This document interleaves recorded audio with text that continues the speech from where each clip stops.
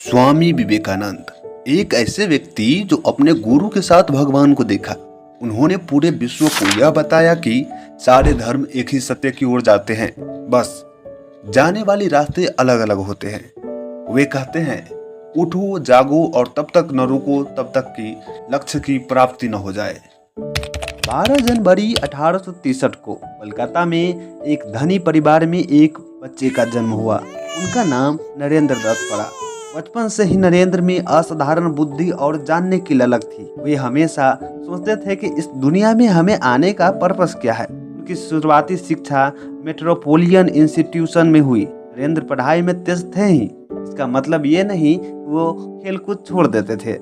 नरेंद्र अपने प्रश्न की खोज में एक आदमी से मिला जिनका नाम था रामकृष्ण परमहंस। जब वे रामकृष्ण परमहंस से मिले तो उनका पहला क्वेश्चन था कि क्या आपने भगवान को देखा है? रामकृष्ण परमहंस मुस्कुराते हुए बोले, हाँ मैंने देखा है, और वैसे ही देखा है जैसे तुम्हें मैं अभी देख रहा हूँ। यह उत्तर सुनते ही नरेंद्र दत्त भावुक हो गए और बोले, कृपया मुझे भी उनकी दर्शन करा दीजिए। रामकृष्ण परमहंस तुरंत अपना पैर उठाया और नरेंद्र के छाती पर रख दिया। पैर रखते ही नरेंद्र बेहोश हो जाता है और जब वह होश में आते हैं तो वो नरेंद्र नहीं रह गया होता है जो वह परमहंस से पहले मिला हुआ था। समय बीतता जाता है और एक दिन वह अशुभ दिन आता है जब रामकृष्ण परमहंस की मृत्यु हो जाती है। मरने के बाद नरेंद्र नाथ संन्यास ले लेते हैं और स्वामी विवेकानंद के नाम से जाने जाते हैं।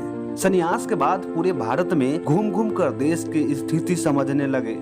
उन्होंने देखा कि किस प्रकार यहाँ के लोग गरीब है और अशिक्षित है। तभी स्वामी विवेकानंद ठान लेते हैं कि भारत के इस गरीबी और अशिक्षा को दूर करने के लिए दूसरे देश जाऊंगा, यहाँ के धर्म संस्कृति प्रचार करूंगा। 1893 की बात है। अमेरिका के शिकागो में धर्म का महासभा आयोजन किया गया था और वहाँ लोग खचाखच भरे हुए थे। स्वामी विवेकानंद की बारी आती है। उनके मुंह से पहला शब्द निकलता है, मेरे अमेरिकी भाइयों और बहनों। यह बात सुनकर वहाँ उपस्थित सभी लोग खड़े होकर तालियों की गूंज बजने लगती है। We now introduce you to Swami Vivekananda from India. Sisters and brothers of America.